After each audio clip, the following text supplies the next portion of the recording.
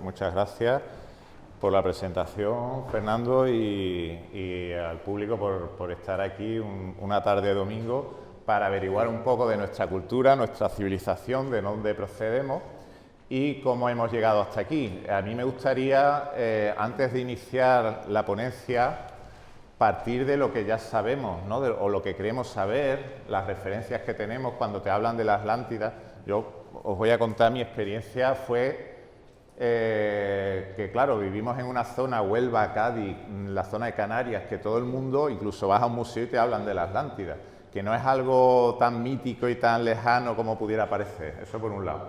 Y por otro, tenemos como unos preconceptos que tenemos que poner hoy día en tela de juicio, porque si escuchamos a muchos catedráticos os dirán que bueno, la versión oficial era que bueno, que la Atlántida era como un invento de Platón para justificar un poco su república y chorradas parecidas, ¿no? De gente que no tiene tiempo o ganas para investigar. Cuando me he puesto a investigar con seriedad, desde un punto de vista, como digo, tanto de la ciencia como ingeniero, como licenciado en empresa, pues desde el punto de vista humanista, he podido comprobar que de mito nada, que todo lo que estaba contando Platón a mí me sonaba de mi provincia. Cuando empiezo a leer un libro que les recomiendo, por ejemplo, que se llama La Atlántida, es de Jürgen Spanu, un alemán, pero está traducido y bueno, pues está libre en PDF en WordPress. Ese libro me empieza a hablar de Homero, de Platón y de unas referencias muy concretas a la Atlántida que cuando yo los leo, digo, no puede ser. ¿Qué me está contando este hombre? Que yo pensaba que que hablaban de la Atlántida eran unos flipados, pero cuando he ido a conferencias o incluso en Facebook, tengo muchos seguidores en el muro del libro de Atlántida encontrada y demostrada, pues me preguntan, cuando pongo a páginas, entre comillas, serias de prehistoria y de cosas así, me dicen, bueno, ¿y los pitufos azules cuándo aparecen? Vamos a ver, Atlantes. La palabra Atlantes y Atlántida se refiere a personas del norte, del Atlántico, Atlántico Norte, para que nos situemos. Eso empezando por ahí. Y al parecer eran nuestros abuelos, así que hoy vamos a hablar de nuestros abuelos. En la península ibérica, según todos los análisis de ADN y lo que se ha podido comprobar, pues procedíamos del norte de África y de la parte escita, de la parte de Oriente. Entonces, aquí hubo un mestizaje en la península ibérica, no os estoy contando nada nuevo, ¿verdad? Península ibérica, mestizaje, bien. Y estos señores, debido a un cambio climático, bajan por el Atlántico y llegan a nuestro territorio. ¿Qué sucedió realmente? Por lo que he podido investigar de muchos autores, y hablo de catedráticos de Oxford, los últimos datos nos revelan que nuestra civilización, es muy fuerte lo que voy a decir, procede de la zona del norte, procede de una época en la que hubo un óptimo climático, en la zona del Ártico, y ahí se han descubierto ciudades muy antiguas, tan antiguas como las de Mesopotamia, y ahí es donde al parecer se desarrolla la metalurgia. Y esa metalurgia, ese conocimiento en la utilización de los metales, es todo en nuestra civilización. Aquí hemos venido a la zona de las minas de la Unión y venimos de Río Tinto. Fijaros, una relación ahí muy importante, tan importante que las localidades de la zona de Huelva y el Algarve, donde los tartesos, y de la zona de Murcia están duplicadas, cosa que cuando empiezo a investigar me quedo muerto. Es decir, tienes Alcantarilla en el Algarve, Alcantarilla en Murcia, tienes Albufeira o la Albufera, tienes, así podía contaros montones, Almodóvar, Sanlúcar, Valencia, por la zona de Huelva tenemos 7 Valencias. Entonces, bueno, empiezo a tirar del hilo y vamos a ver qué es lo que encontramos. Bueno, pues vamos a empezar, si les parece, con la presentación. Este es el título de la obra. En Facebook me pueden localizar porque todas las semanas estoy subiendo imágenes reales de la obra a todo color. Y bueno, pues la hemos titulado así, Atlántida encontrada y demostrada. Fijaros que es una guía histórica, científica y de viaje. Es decir, que estamos hablando de qué se puede ver hoy día de la Atlántida. Le puedo decir que están los anillos, le puedo decir que está el acueducto que mencionaba Platón, las dos fuentes que mencionan Homero también. Está todo, todo. ¿Qué pasa? Que ha habido errores por parte de catedráticos a la hora de datar. Pues allí tenemos, por ejemplo, un señor catedrático de historia fabuloso, que yo evidentemente me he leído toda su obra de investigación, y este hombre pues data nuestro acueducto en el siglo I. Estamos hablando de los acueductos más antiguos, supuestamente del Imperio Romano. He podido comprobar que los acueductos van de Huelva, entra la construcción de acueductos por el Atlántico, va hacia Itálica, va hacia Mérida, va hacia Segovia y va hacia el Mediterráneo. No vinieron los constructores de acueductos a la península ibérica. Eso es una estafa. Los acueductos más grandes, más antiguos, están documentados en la provincia de Cádiz y en la de Huelva. En Huelva tenemos restos que se pueden visitar, que iba de la provincia de Huelva hasta la zona de Itálica, posterior de Itálica, que era Valencina, que era una zona atlante, era una zona de los tartesos. Bueno, vamos al lío entonces, vamos a explicar un poco ese PowerPoint.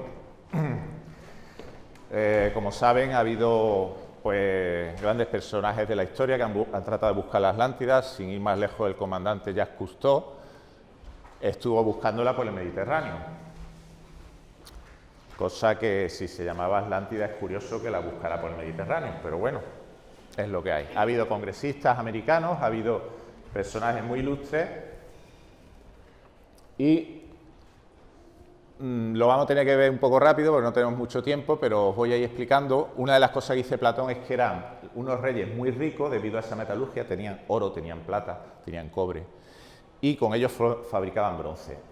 Sobre todo, por lo que he podido comprobar, entraron en la edad del hierro los primeros, eso está documentado, y dice, de hecho, Platón, que utilizaban el óxido de hierro para hacer un mortero que era reforzado por el óxido de hierro, era petrificado, para que nos entendamos.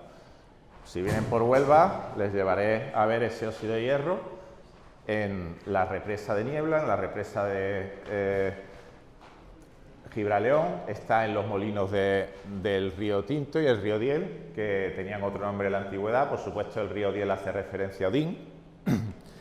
Y no queda ahí la cosa. Si cruzas al territorio de Tartesos, que he podido comprobar si vais a los museos del Algarve y de Lisboa arqueológicos, veréis que esa era la zona real de Tartesos.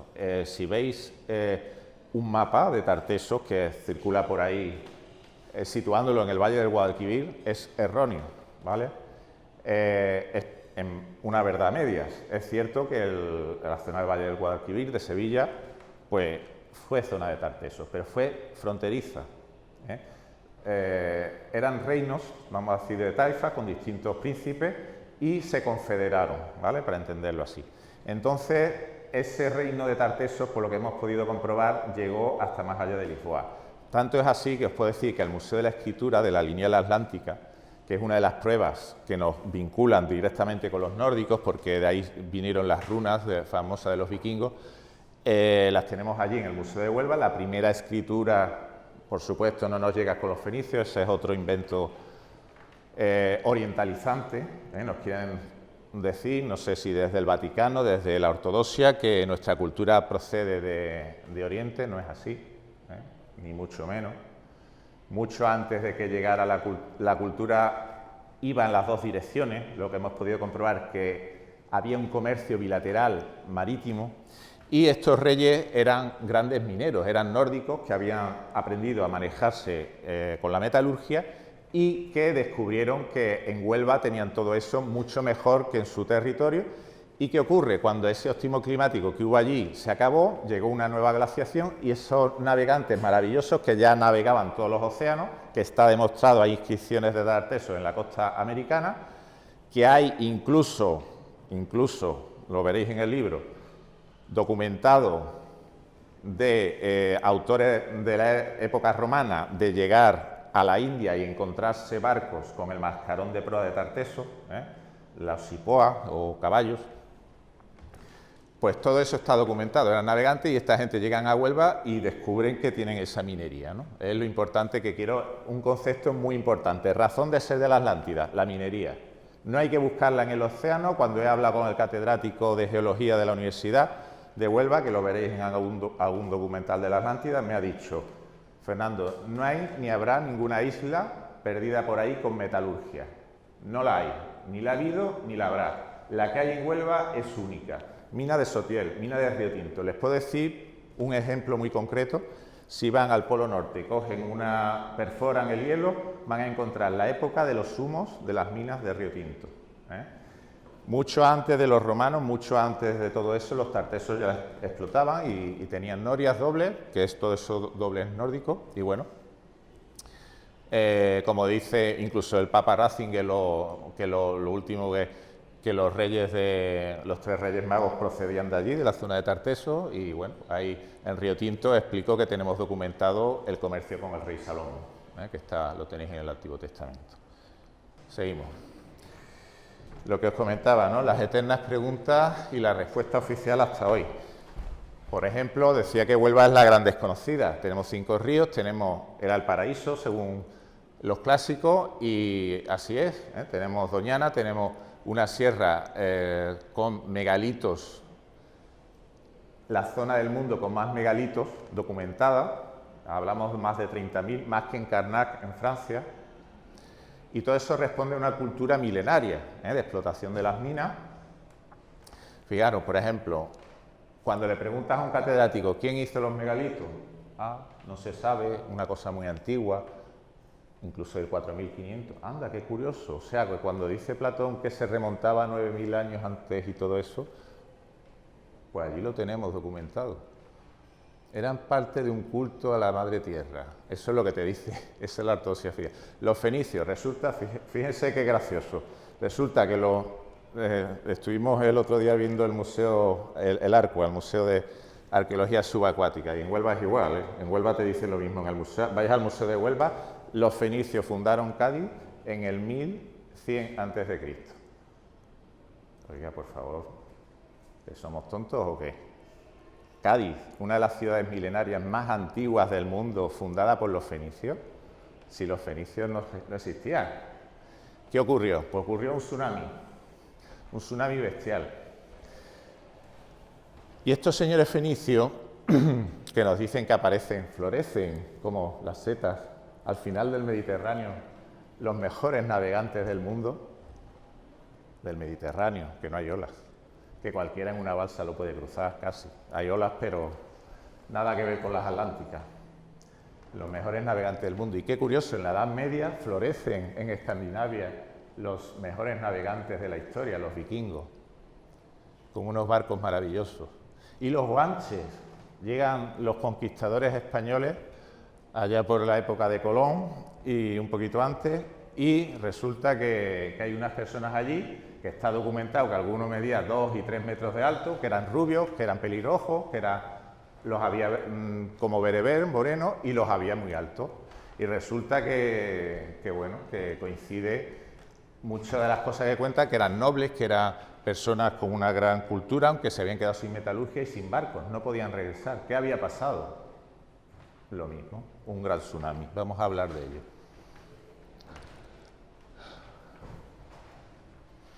Bueno, esto es algo que no nos da tiempo a ver. Vale. La localización de la capital Atlántida, una de las mayores incógnitas de la historia de la humanidad.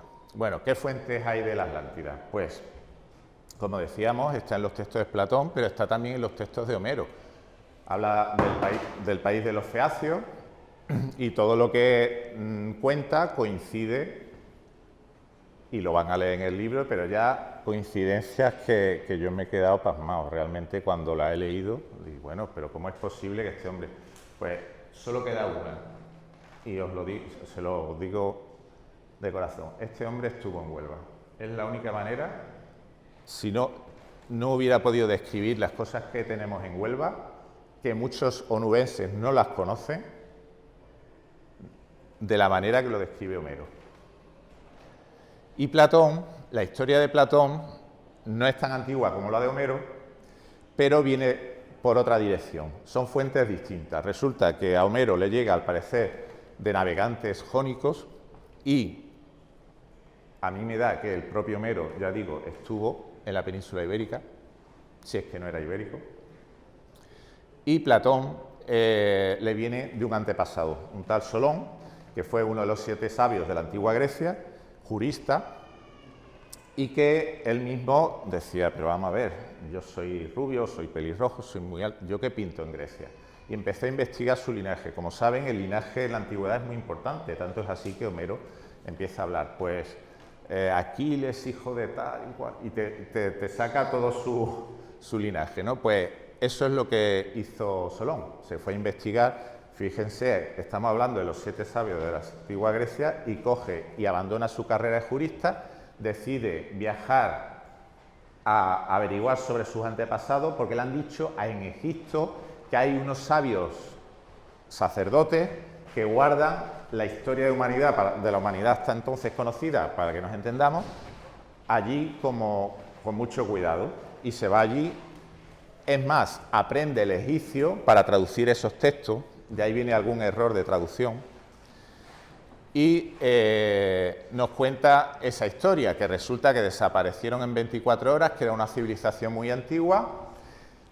Esta historia de los sabios egipcios, Cantor y otros han investigado esa historia, la tenéis todo en el libro, y bueno, pues al parecer existieron realmente esos monjes, está documentado que Solón estuvo allí, y esa historia Platón la hereda, la recibe en su biblioteca y la guarda. ¿Por qué la guarda? Pues porque su maestro Sócrates había sido obligado a beber veneno, como saben. ¿Por qué? Pues porque se puso a hablar, le echó valor, porque Sócrates sabía de quién descendía, Platón también, sabían de quién descendía. Y empezó a hablar de esos dioses de los atlantes, que eran, como dice Platón, si leen el Timeo y el Critias, pues que hubo un momento que estuvieron en guerra. ¿Y por qué estuvimos los de la península ibérica en guerra con los griegos? Pues al parecer hay un mito que lo describe perfectamente y es nombrado por Platón, es el faetón.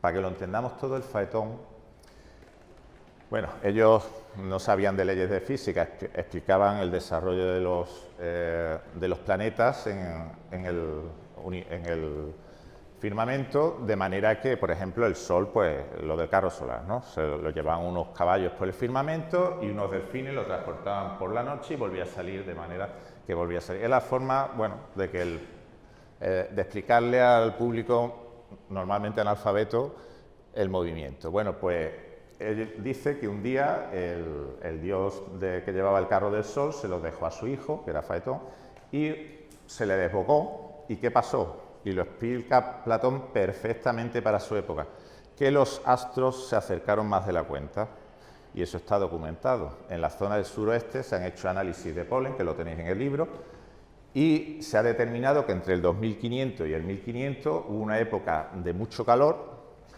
y sobre todo la zona, esa que era la más desarrollada, las personas tuvieron que emigrar hacia el otro lado del Mediterráneo. ¿Por qué? Porque en la zona de Egipto el valle era famoso, el valle del Nilo, porque las nieves del Alto Nilo se derretían con el calor y se podía sobrevivir. Luego en Turquía sabéis que se han encontrado, bueno, túneles para vivir dentro de los túneles y todo eso, ¿no?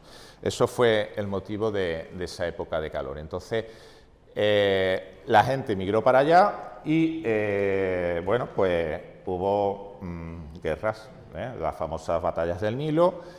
Y estos personajes los vamos a ver, estos guerreros los vamos a ver en esa zona de Egipto. Museos de Tarteso, fijaros lo que os hablaba antes.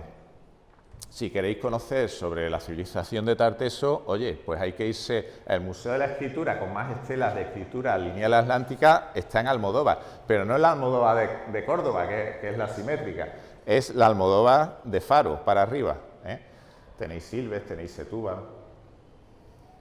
Tubal era nieto de Noé. La zona de Río Tinto, Sevilla, Mérida, fijaros dónde están esos museos y por supuesto Huelva. Ya ahí os podéis hacer una idea de dónde estaban los tartesos. Cuando me he puesto a investigar uno de los errores más difundidos y que los catedráticos dicen, no, es que Platón habla de que ocurrió 9000 años antes de nuestra época. Si sumamos a los 1000 y pico, te salen el 11600. No puede ser, porque está hablando de una civilización de la edad del bronce, del cobre. Entonces, cuando hemos estado investigando, me he planteado la investigación desde todas las ciencias posibles, de la geología, la toponimia, todas. He tenido que tirar de todas porque era, como digo, uno de los problemas mayores de la humanidad, porque sabemos que nuestra civilización proviene de esa época. Entonces, ¿qué pude comprobar? Pues fijaros, todos los métodos que he seguido para datar cuándo sucedió realmente ese hecho en Huelva.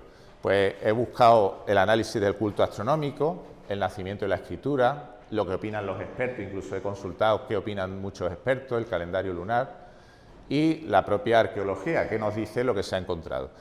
Y esas son las fechas reales, es decir, un poquito antes de cuando se supone que fue la fundación de Cádiz, que realmente fue una refundación después del tsunami.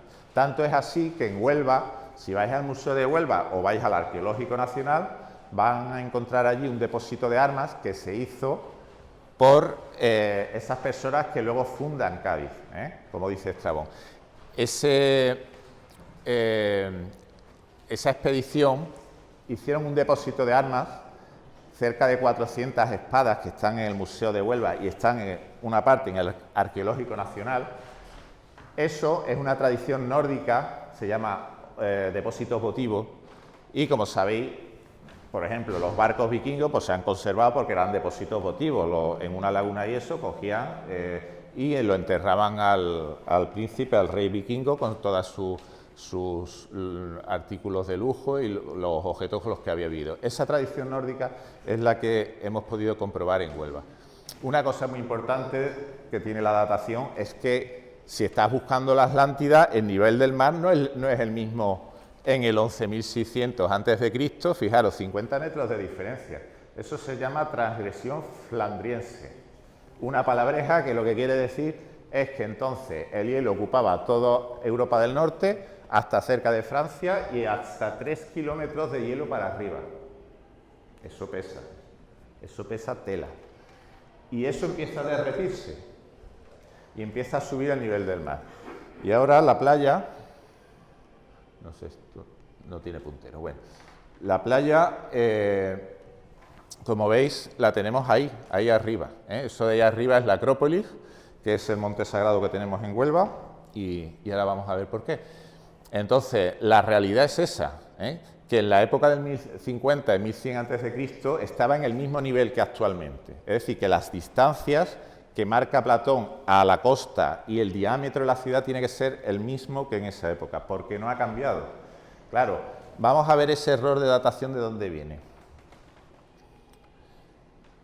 Fijaros, habla del 11.600 a.C. Bueno, sabemos, por ejemplo, por el Antiguo Testamento, que nos dice que Matusalén, una persona muy longeva, llegó a vivir 969 años. Cosa que biológicamente sabemos que una persona longeva en esa época, como mucho, tendría 70 años. Pues es tan sencillo como un error de traducción, del mundo antiguo al mundo nuevo. A lo mejor medían no por años solares, sino lunares, no lo sabemos. Lo que sí sabemos, con la ciencia en la mano, es que esa época no podía ser, que tenía que ser la de arriba, 1100 a.C., es decir, un poquito antes de la refundación de Cádiz, por los supuestos fenicios.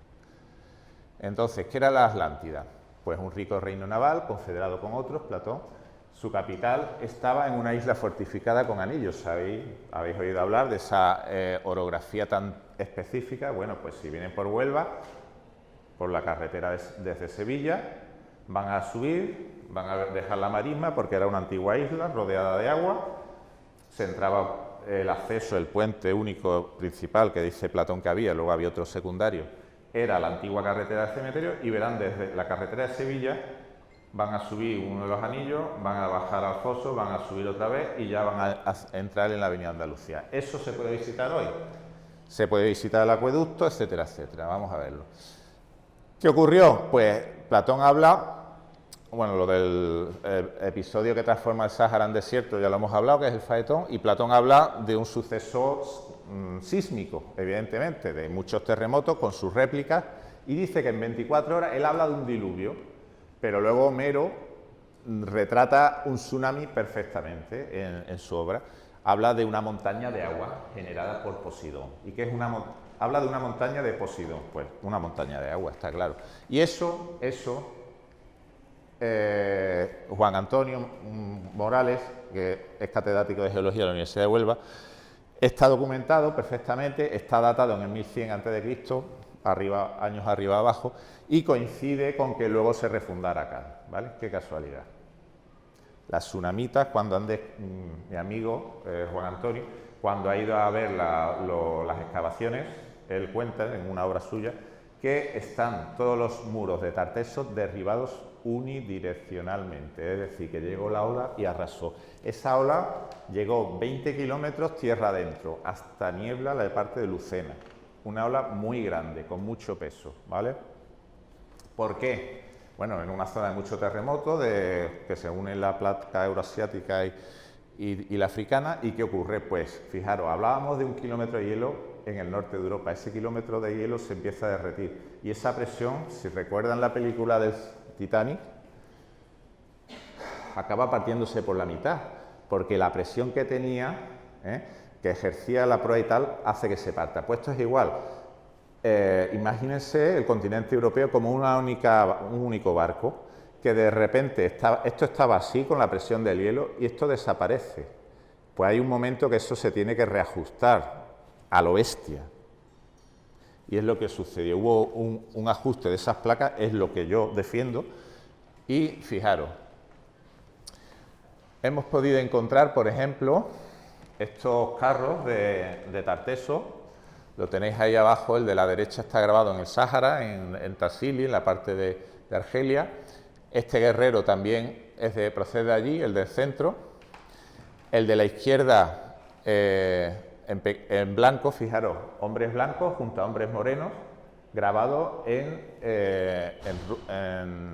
arte rupestre de Tassili, de Argelia. Luego, la figura que aparece en la foto que es de bronce o de cobre, eso se ha encontrado en un dolmen de Huelva. Como ven, es el mismo guerrero que lo tienen luego a la derecha grabado, ¿en dónde? Pues en un templo de Egipto, en dos concretamente, porque hubo dos batallas del Nilo. Los de la península ibérica nos tuvimos que hacer la maleta y salir pitando para Egipto porque aquí no se podía vivir. Se habla, en textos muy antiguos, que la península ardió hasta los Pirineos. Ardió de calor, ardió... Y eso está documentado, ya digo, por el análisis del polen, o sea, no es nada nuevo. ¿Y esos carros han aparecido dónde? Pues en la zona del suroeste de España y en grabados de ahí. Y resulta que al parecer estaban fabricados en Valecina de la Concepción. Toda esa zona que aparece en rosa es la antigua población, que está bajo la actual, igual que la de Huelva, y la zona en verde era la necrópolis. Una necrópolis de decenas de hectáreas, de las mayores del mundo de la Edad del Bronce.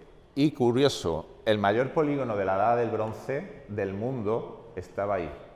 Ahí se fabricaron los carros con los que hacían las batallitas al principio, los primeros carros en Asiria, los carros que hacían las guerras en los faraones, etcétera, etcétera. Y ahí los tenéis grabados.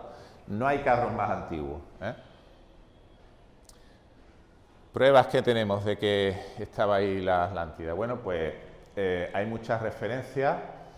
Tenemos las estelas, tenemos esa estela de la izquierda es vikinga, con sus inscripciones en lineal atlántica. La de la derecha la tenéis en el Museo de Almodóvar.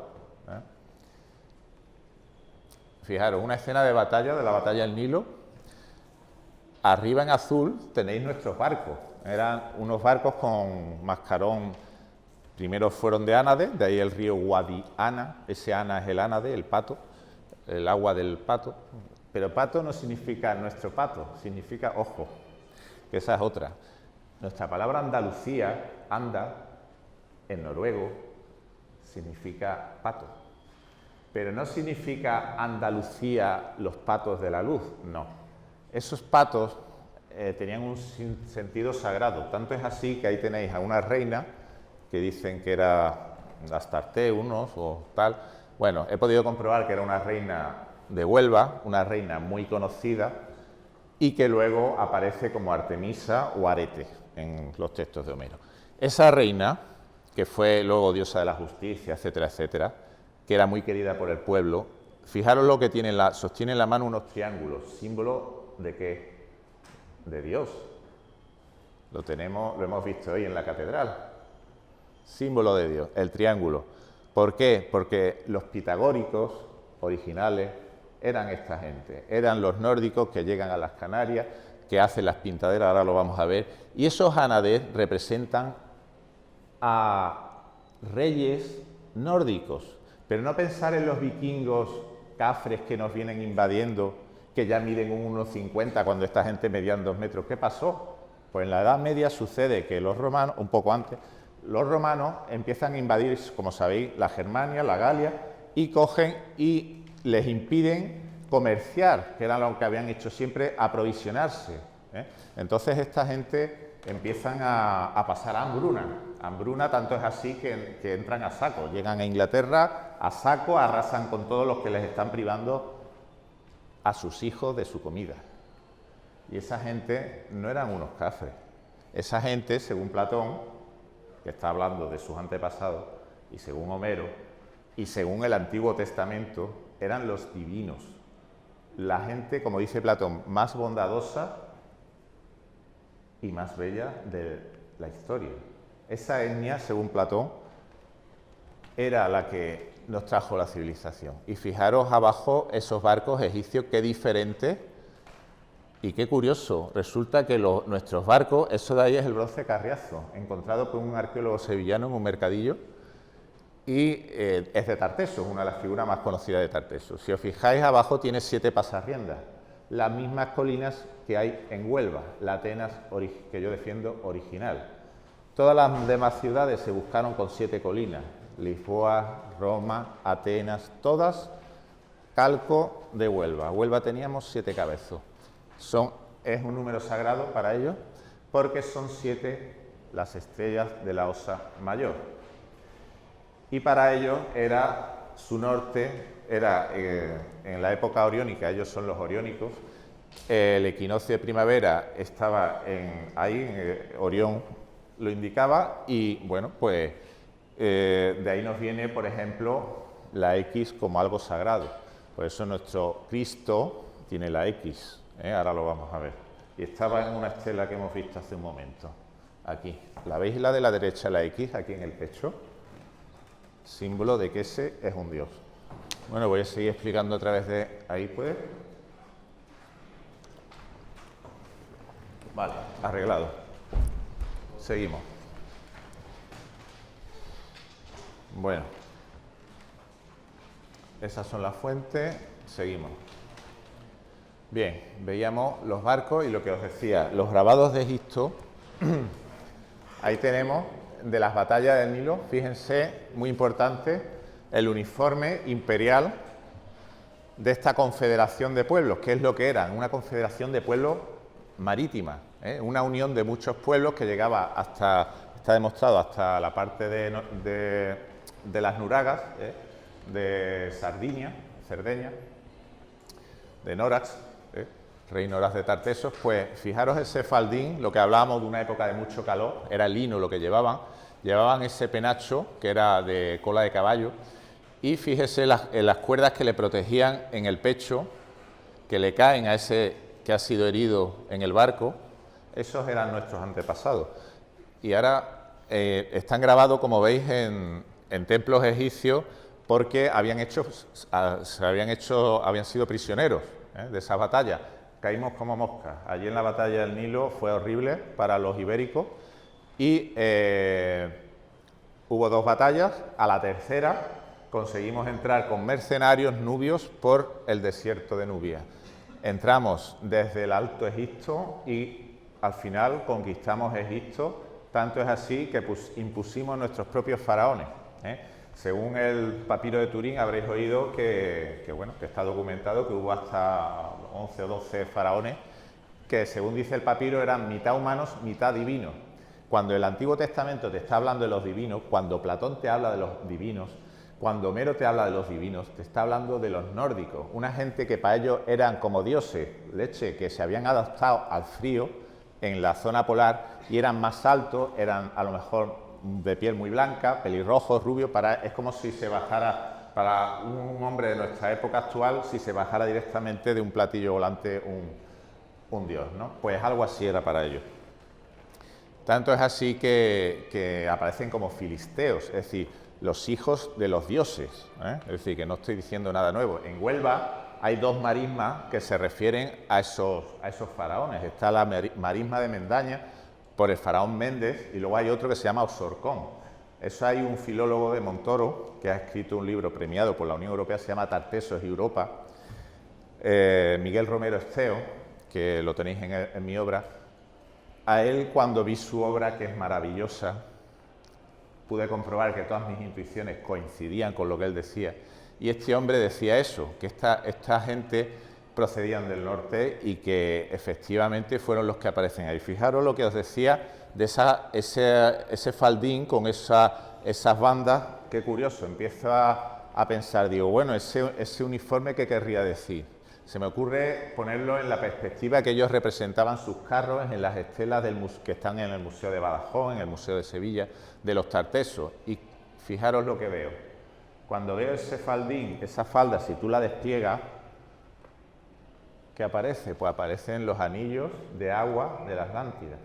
Y Platón dice, era una isla en el Atlántico que se hundió por esos tsunamis, bueno, él habla del seísmo, y si sigues leyendo dice, a renglón seguido dice, pero no se hundió, dice, y quedó a muy poca profundidad. Es decir, que un niño con los pantalones remangados se daría de bruces en la época recién ocurrido el seísmo, fíjense lo que estoy diciendo, se daría con la Atlántida.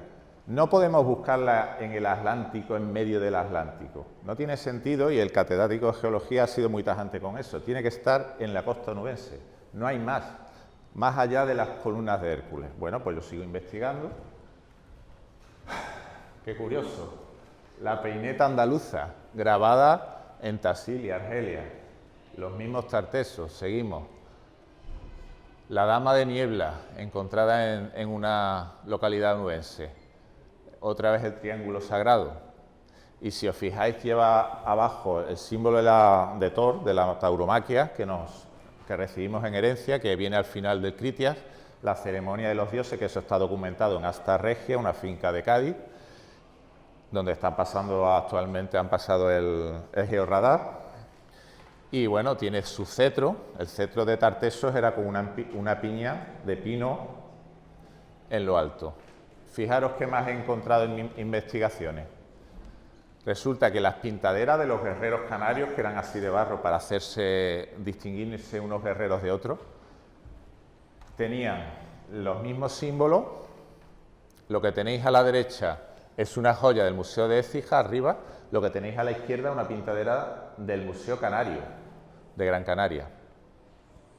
Lo que tenéis grabado más abajo, el iris ese a la izquierda, es Belmaco, una cueva de las Canarias. Lo de en medio también está en Canarias. Lo de la derecha lo tenéis en el museo, es oro, papel de oro, con ese iris. ¿Por qué grababan el iris? Fijaros, esto se llama ídolo oculado. Han aparecido en Faro, han aparecido en la provincia de Huelva, han aparecido por la zona del Algar, de los Millares, en nuestra zona de aquí. Y destacando siempre el iris, es que tenían un iris que no era el nuestro. Para ellos, para los que vivíamos aquí, eran como semidioses, eran de ojos claros y nos llamaba mucho la atención y lo comparábamos con el dios Sol, el culto solar. Y fijaros que también le ponen como unas braquias. Esto es una reproducción en ceras, ¿vale? Pero en Huelva han aparecido, es el lugar del mundo donde han aparecido más. Se han encontrado las cabañas de los guerreros defensores de la entrada de la Atlántida. Está documentado en la zona del Plan Parcial 8, lo tenéis en el libro. Justo la entrada antigua, según el catedrático de Historia de la Facultad de Huelva, a Huelva. Está todo. Está el acueducto, etcétera, etcétera. Y estos señores, nuestros antepasados, eran decorados con braquias de tiburón, que corresponde a una civilización del mar, una civilización de Posidón. Fijaros, pruebas en el Museo de Huelva del vínculo con Egipto y con Canarias. Eso de la izquierda es una hebilla que ha aparecido en Huelva. Lo tenéis ahí ampliada. Lo de la derecha, otra pintadera del Museo Canario. Abajo más pintadera y ídolos placa, otra vez los ojos, fijaros los ojos, y los triángulos, los pitagóricos nórdicos. El señor que aparece en esa pirámide es Thor Heyerdahl, un noruego muy conocido por demostrar las navegaciones en la antigüedad, hacia Rapa Nui desde Bolivia y desde Marruecos al Caribe. Bueno, pues ese señor, sociólogo y tal, profesor, está en una pirámide que no es egipcia, resulta que es española. Muchas hay, y están en Tenerife. Mastabas. Hay en Tenerife un museo de la Atlántida que os recomiendo, y en Huelva hay otro. El de Huelva está en la ciudad, el Museo de la Ciudad, y está el de Niebla, en la Casa de la Cultura. Y en Tenerife, bueno, lo tenéis todo en el libro, ya digo, lo que se puede visitar, no me voy a extender en eso. Tenemos el Museo de las Pirámides de Güímar, donde está la Kon-Tiki, las reproducciones de las balsas y la original de este hombre, de Thor Heyerdahl. Os digo más, es un museo que demuestra que todas las pirámides del Ecuador fueron construidas por las mismas personas, personas que iban en barco. Y yo defiendo que eran los mismos, los que estamos hablando. Fijaros, estos son de las calles de Sevilla, Nuestra Señora de la O, el culto al círculo que vamos a ver en los mismos anillos de la Atlántida. Bueno, esto ya lo hemos comentado, eso a la derecha es la entrada al municipio de Camas, en Sevilla, donde se encontró ese bronce. Esto es lo que os comentaba de que esos patos son los reyes, son símbolos. ¿Qué quiere decir ese bronce carriazo con los dos ánades simétricos? Bueno, la simetría es algo religioso para los nórdicos y se sigue utilizando muchas veces. Bueno, tanto es así que en la palabra Tartesos tenéis las dos S porque se supone que era la segunda un acento de la primera, pero también porque las S representaban a los barcos de Tartesos como serpientes, que luego se les llamó dracar y se les llamó dragones en la época de la Edad Media vikinga, pero la traducción correcta de esa serpiente, de esos dracar, es eso, serpiente. La palabra Sevilla, Sibilia, sibilina, es serpiente. La calle Sierpes, centro de Sevilla, la tenemos también, la calle Sierpes, en el centro de Huelva. Son muchas casualidades. Como veis, por ejemplo, nosotros, era un tema sagrado también por el tema matrimonial. El pato, como sabéis, no solo migra, y ellos seguían esos ánades, es una técnica de navegación, seguir las aves migratorias. ¿Y dónde se posaban? Pues se posaban en Doñana, se posaban en las marismas de Huelva, pues tenemos ahora mismo las marismas preciosas, llenas de flamencos que van camino de África. Y esos ánades son los que aparecen ahí. Fijaros, nosotros representamos el número 2, el patito, lo tenemos ahí, es una anécdota, pero a mí me hace gracia porque es un solo símbolo, pero significa 2. Para poner 2 veces tenía que ser el 22. Y en la zona nuestra, como digo, tenemos el Guadiana, pero es que tenemos también el Andévalo. El Valle del Andévalo significa el Valle de los Anda, de los Reyes, el Valle de los Reyes. ¿No os suena de algo? De Egipto, precisamente, qué casualidad. Eso era algo sagrado, tanto es así que lo tenemos por toda Europa. El Dux de Venecia, el Dutch de Alemania, el Deutsch, todo eso, ducado, la palabra nuestra de ducado, ¿de dónde viene? Es el ánade. Entonces, fijaros lo que os decía, localidades duplicadas en la zona de Murcia y Valencia y en la zona de el Algarve, La Redondela, Ubrique, Béjar, todo duplicado. Pues corresponde a eso, la duplicidad, es decir, unos tenéis que fundar y se repartían el territorio así, como dice Platón, 10 reyes fundadores y a Atlas le toca la zona de Huelva, y la sé perfectamente, a Gaviro hasta la limítrofe con Gibraltar, etcétera, etcétera. Fijaros, cosas que dice Platón. Por ejemplo, que las montañas llegaban hasta el mar. Te coges el Google Maps, compruebas que Sierra Morena llega hasta el mar, en la Atlántida. El círculo blanco es donde está Huelva. Los antiguos decían, ¿dónde estaba Tartesos? Autores clásicos decían, pues a tantos días de Cádiz y a tanto de Lisboa. Pues lo que hay ahí es Huelva, amigo. ¿Y dónde busco yo la Atlántida? Pues sentido común. El camino de los dólmenes, el que va a Río Tinto, el último dolmen, lo tenéis ahí, el camino en amarillo. Está es el dolmen de Soto, entre Trigueros y Niebla, ¿vale? Así que lo tenéis ahí en la flecha azul. Yo tenía claro que la Atlántida tenía que estar entre ese dolmen y el mar. No quedaba otra. Mirad lo que encuentro en ese dolmen de Soto. Esos tridentes están grabados, señores, en el dolmen de Soto en Huelva. Lo pueden visitar. Las piedras fueron invertidas porque eso era algo sagrado, porque al llegar una nueva civilización decían, esto es de los contrarios, y para hacerle la puñeta le doy la vuelta. Mover esas piedras y darle la vuelta les puedo asegurar que cuesta bastante. Eso de ahí es una crátera con la triple serpiente, todo eso es mencionado por Homero, y lo tenemos en Huelva. Lo tenéis en el Museo de Huelva, encontrada allí en Niebla. Esa es Huelva, señores. Como dice Platón, entre dos ríos, aprovecharon los dos ríos para el primero de los anillos y el otro lo construyeron, ¿vale? Lo de la izquierda es parte de un cofre de marfil como los que habla Homero, lo de la derecha son dioses Melcar y Anat, fenicios, que eran de origen egipcio, ¿vale? La isla entre dos ríos que mencionaba Vino. Lo que os hablaba de las espadas encontradas, el depósito votivo justo donde hubo el tsunami.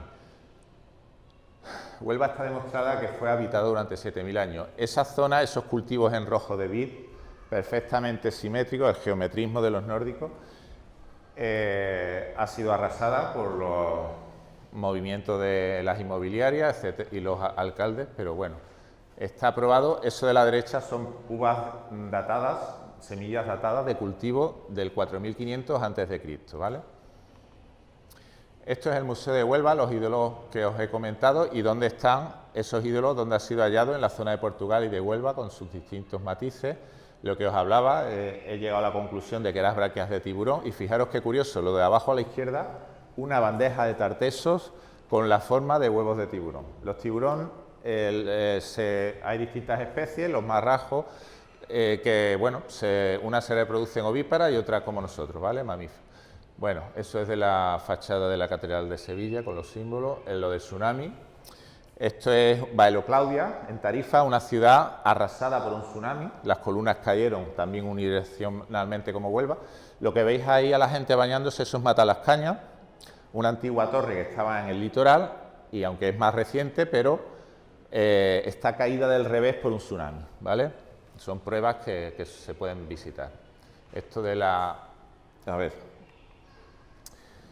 Fijaros, eso de ahí es un mapa de Athanasius Kircher sobre... ¿Puedo seguir? Vale, estupendo. Entonces tenemos más tiempo, hay suerte. Ya no sé dónde estoy. Ahí, vale. Los círculos negros son torres almenaras, ya de época, para situarnos, de la época de Colón, que siguen en pie. Es decir, se ha conservado de esa época, pero las otras en la zona de Doñana han sufrido. De Doñana tengo que decirles una cosa muy importante, y es que un preconcepto que tenemos muy difundido por error, desgraciadamente, es que la Atlántida estaba en Doñana, porque Schulten, un alemán que encontró luego Numancia, la estuvo buscando allí, ¿vale? Lo que he podido comprobar, que en Doñana no hay nada, yo y la Universidad de Huelva han ido para allá y han dicho no hay nada, puede haber unas viviendas, puede haber un pequeño puerto, la Atlántida no. ¿Por qué? Sentido común. El mineral pesa tela. Tú no puedes transportar, ni tiene sentido transportarlo hasta Doñana. El camino más corto es el económico, fácil de entender por todo el mundo, el que sigue los dólmenes. No te vas a ir a Doñana a llevar mineral habiendo un puerto en el Tinto y en el Odiel. Bueno, Pues siguiendo ese sentido común, un matrimonio inglés, hemos hablado de un alemán, Schulte, lo buscó en Doñana, pero en Doñana albufera era lo que había, no había laguna como pintan en mapas por ahí, nada para ello. Laguna, ahora mismo pinar, sembrado por el Ministerio de la Marina porque se había talado todo, se había erosionado todo, el paisaje de la época atlante, nórdica, tartésica, ha sido arrasado, era chopos, era un bosque, era el paraíso, era el paraíso, esa zona con la del norte del Sáhara, fijaros, se ha cambiado, y fue arrasado por el hombre, la mano del hombre desde la antigüedad, talamos para hacer barcos, talamos para la guerra y talamos para hacer Huelva, los anillos, eso estaba hecho con palos y, como dice Homero, encima las piedras. Bueno, en un congreso de 2005 de expertos sobre la Atlántida llegan a una serie de conclusiones y una de ellas va en la línea que les digo. Dicen, la Atlántida puede estar hoy fuera del agua. ¿Por qué? Porque si lees a Platón, dice textualmente, y quedó a muy poca profundidad. Pero vamos a ver, ¿qué nos cuentan las películas, los dibujos animados? Si quedó a poca profundidad y era una isla costera, porque nexos griego es nuestra palabra nexa, la de los ingleses next to es anexa, son islas como las griegas, pegando al continente. Entonces, no estaba perdida en el océano como pintaba Athanasius Kircher, que ahora lo vamos a ver. Y os hablaba de esos ingleses que llegan a Huelva en los años 30, buscando la Atlántida, el matrimonio Wisaw, y hoy día pueden visitar un museo que está en Niebla, en la Casa de la Cultura, que mi mujer y yo nos quedamos a cuadro cuando entramos y lo vimos, porque no te espera que oficialmente se reconozca en el Museo de Huelva ni de casualidad, lo reconocen. Bueno, pues llegas allí y está el legado de esta señora y de su marido, que crean, fijaros, el primer museo de la zona y el primero de la Atlántida en la ciudad de Niebla, que fue muy importante en la antigüedad, más importante de lo que se sabe. Y bueno, pues esta señora llega a donde yo he dicho, a donde está el Dolmen de Soto, se instala allí en Niebla y allí es donde está su legado, su museo actual. Así que es la persona que se quedó más cerca de dar con la Atlántida, ¿vale? Lógicamente, tras el tsunami las aguas regresan, es decir, arrasan, destruyen, pero luego, bueno, igual que Fukushima, igual que Cádiz sigue estando donde estaba Cádiz, Huelva sigue estando donde estuvo siempre. Como dice Platón, a muy poca profundidad. Han pasado 3000 años desde ese hoy, lógicamente ha habido depósitos de arena y hoy en Huelva, cuando hacen un edificio, empiezan a sacar las tsunamitas, empiezan a sacar ese fango negro, prueba de ese tsunami. Bueno, eso está totalmente datado en el 1100, ya digo, porque el catedrático, hay un documental que les aconsejo que miren en YouTube, se llama La Gran Ola. Y ahí es donde habla de estos tsunamis en la zona del Algarve y de Huelva, y es espectacular. Habla de los estudios de este hombre y todas las previsiones que hay al respecto. Bueno, ese es el mapa que les hablaba de un arqueólogo del siglo XVIII-XIX, Athanasius Kircher. Fijaros, lo publica en su obra diciendo que es la isla Atlante. Este mapa procede de Egipto y resulta, como veis ahí, donde está el norte, y el norte está en el sur y el sur en el norte, porque los egipcios están en el otro hemisferio.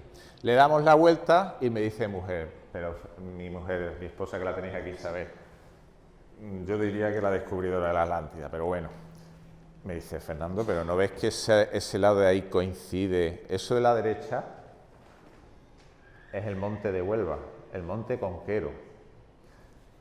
Ya el nombre, fijaros, para la arqueología oficial, en esa zona los que vivían en la época esa se llamaban cunetes, o conios o cunios. La palabra concha, conquero, la KN, luego la tenéis por todo el mundo, desde Knossos hasta Canadá, si queréis. Son palabras más recientes, pero evidentemente está por toda la zona. Bueno, pues es el nombre real que he podido encontrar que tenían los atlantes, eran los conios. Fijaros, eso es un mapa de altimetría, pura ciencia. Comparen, eso ya es objetividad. Huelva, mapa de altimetría, las zonas en rojo, más de 40 y 50 metros de altitud sobre el nivel del mar. Incluso, fíjense por dónde penetran esos arroyos que dan a la marisma por la derecha, en la zona de Atanasius, del mapa de Atanasius, y en la zona de Huelva. Bueno, pues he encontrado decenas, les puedo decir, decenas de mapas, y lo podéis buscar, por ejemplo, el papiro de Artemidoro, lo tenéis en internet, que clava incluso las localidades de Huelva. Y del libro de los muertos egipcios, que eran instrucciones para regresar a la zona de donde procedían los faraones, por eso los enterraban con sus barcos y sus pertenencias, como los vikingos, porque ellos en la otra vida querían regresar a su zona de origen. Vamos a ver, dice Platón, es un brazo de mar, es la forma que tiene esa montaña de Huelva, que domina el mar perpendicularmente. Fijaros, le voy a dar para atrás para que veáis otra vez. Eso es como está en el mapa, lo pueden ver en Google Maps, cómo es Huelva y cómo dice Platón, que es perpendicular. Platón está dando un GPS de la época. Fijaros, recordad lo de las montañas que descienden hasta el mar, y decía, y las montañas estaban detrás, y te da una cantidad de detalles que cuando empecé a verlo y a comprobarlo, es increíble. Entonces, ¿en qué consistió? Bueno, pues una ciudad con anillos, esos son estelas, la de arriba a la izquierda es de Sevilla, y la arqueología oficial dice, bueno, porque eran escudos, que no digo que no, pero porque iban a poner esos anillos en sus escudos, y esa H en medio, y esas aberturas que están reproducidas en escudos del Mediterráneo y de Escandinavia, qué casualidad, ¿no? Con Huelva en el centro del Mediterráneo y de Escandinavia, y aparecen, bueno, pues lo tenéis ahí los hallazgos. Y dice Platón, la Atlántida estaba a 8 kilómetros del mar, 50 estadios, y mide 25 estadios. Cuando mi mujer me dice eso que coincide, digo, espérate, yo sabía que tenía que estar por la zona esa, yo la estaba buscando, pero me dice, Fernando, comprueba, y me pongo digo, espérate, diámetro de la ciudad, 4 kilómetros, lo clava. Y hemos visto antes, y lo he hablado con el geólogo, que la diferencia del 1000 a.C. a actual es casi cero. Puede haber 500 metros de playa arriba o abajo, pero poco más. Bueno, y dice Platón, tenía anillos concéntricos de tierra y agua alternos. Bueno, pues ahí lo tenéis, esa es Huelva. Las líneas blancas son los accesos actuales, por la parte del norte y por la parte de Sevilla, y el acceso en la época de Platón es el segundo blanco de arriba a la izquierda, ¿vale? Ese es el camino del cementerio de Huelva, actual, y todo lo demás son marismas, como veis, agua por todos lados. Lo que ven en el mapa aquí abajo a la izquierda son los yacimientos, y qué curioso, donde está la SN aparece una necrópolis, pero es que esa necrópolis tiene a su derecha, es decir, más hacia el monte sagrado, hacia la Acrópolis, tiene esas I que ven ahí, son infraestructuras portuarias. Todo esto es arqueología pura y documentada, Edificios, hay un ágora localizado en esa zona, hay distintas construcciones, incluso, bueno, parecen que restos de puertos. Y resulta que la necrópolis está más cerca del río Diel que de la montaña, es decir, que ahí había tierra. Es la prueba fidedigna de que por ahí pasaba un anillo de tierra. Es la única manera de que detrás, toda esa zona de la Plaza de las Monjas y tal, fuera zona portuaria. Fijaros, esto está grabado también en el dolmen de Soto, en las paredes. Los anillos, los ríos, la desembocadura, recibía todos los cauces de agua que se precipitaban de las montañas, rodeaban la llanura, tocaban la ciudad por sus dos extremos, y de allí iban a desembocar al mar. Lo que están viendo arriba, explico un poco porque no es fácil. El Odiel, cuando llega a Gibraleón, se divide en meandros, y es lo que estáis viendo ahí, ¿vale? Y llegan por Esela precisamente, y luego desemboca como dice Avieno, tenía dos desembocaduras el Tarteso, que el río Tarteso no era el Guadalquivir ni por asomo, eso es posterior, eso se llama,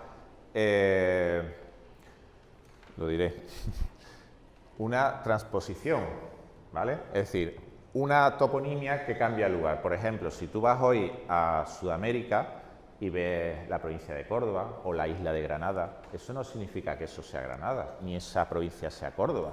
Es que gente que fue para allá, por lo que fuera, la volvió a nombrar y la colocó allí.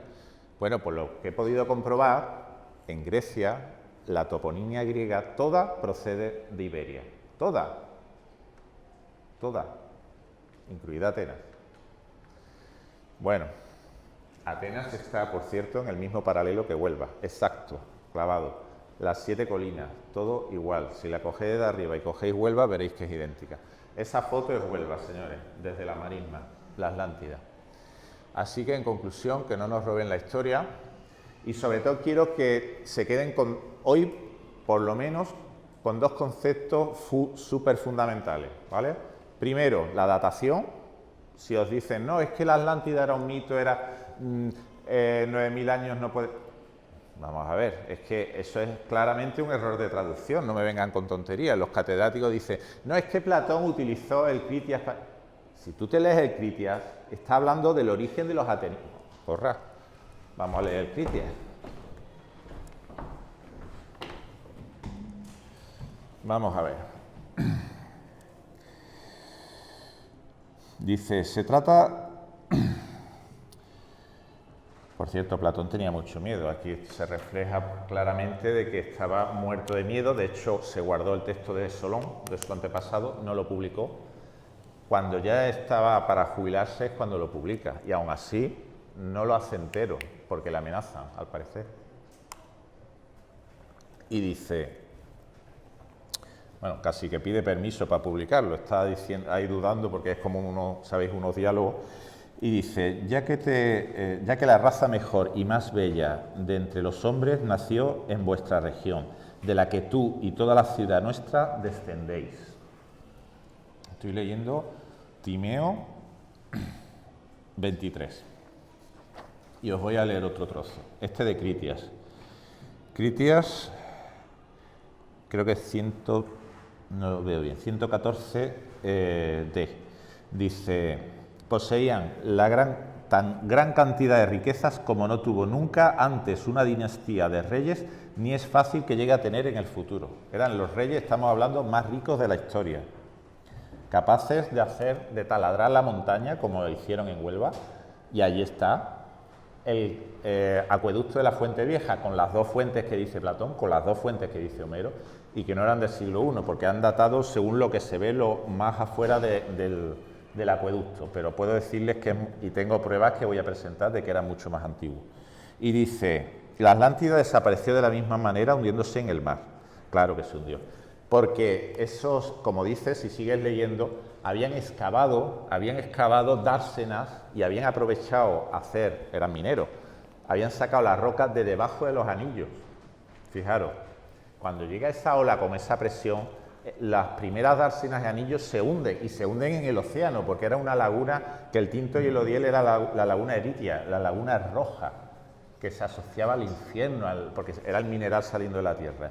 Pero si sigues leyendo dice, a ver si lo encuentro, extrajeron la piedra debajo de la isla central y de debajo de cada una de las... esto es Critias 116. De cada una de las zonas circulares exteriores e interiores. Bueno, pues eso es lo que pasó, ni más ni menos. Y dice,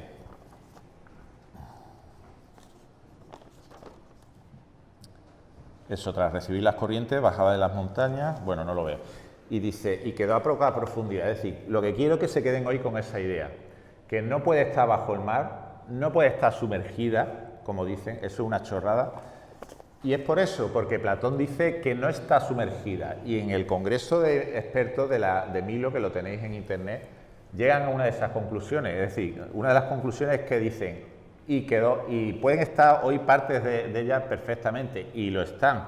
Por eso les aconsejo que visiten Huelva, comprueben lo que estoy diciendo, ese acueducto, que pones la mano y está templada, porque es muy gracioso Platón, habla a veces como mero metafóricamente, te dice, y había dos fuentes, una de agua caliente y otra de agua fría.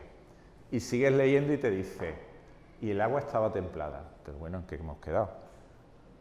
Entonces coge, y claro, metafóricamente te está diciendo que hubo un mestizaje entre los del norte y los del sur, que aquí éramos morenos, que cuando llegan esos nórdicos, que es de lo que habla Homero, de hecho en Huelva, otra de las cosas que se ha excavado este verano, por cierto, que he estado visitando la excavación, he sido un privilegiado, pues se ha demostrado, se encontró en la necrópolis de La Joya, como sabéis, 17 hasta 19 tumbas de guerreros, de dioses, de reyes, de nórdicos, enterrados como rito nórdico, cremación en urna. Y se han encontrado este mismo verano, puedo decirles, más urnas, y se han encontrado matrimonios con reinas de Iberia enterradas juntos por inhumación y por cremación.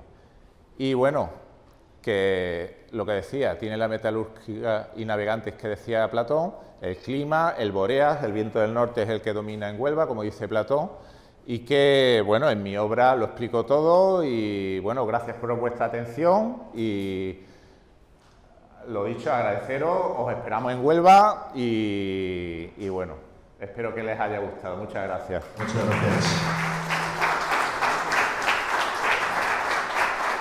Gracias. Muchas gracias. Tenemos una pregunta, porque también vamos con el tiempo limitado. A ver, Ana Cristina. Sí. Por fin nos conocemos. Hola, ¿qué tal, Fernando? Hola, Cristina. Te quería preguntar si crees que los círculos concéntricos tienen algún tipo de simbología profunda más allá de lo evidente, que esconden algo, que simbolizan o que pueden simbolizar algo más allá de simplemente un aspecto geométrico. Bien, buena pregunta. El tema de los anillos, como habéis visto, bueno, está en la antigüedad desde los tiempos. En Huelva hay petroglifos también grabados con los anillos, en los aulagares se llama, en Zalamea.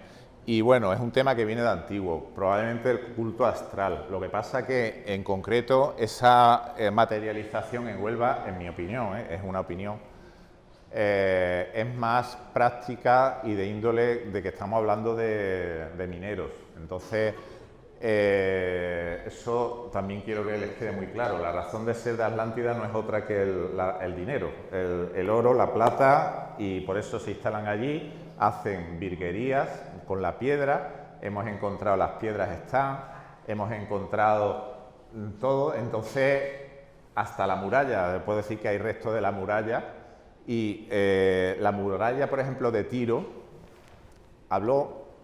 esto está certificado por catedráticos, de Tiro es idéntica a la de San Pedro en Huelva. Idéntica. ¿Quiénes eran los fenicios? Pregunto yo.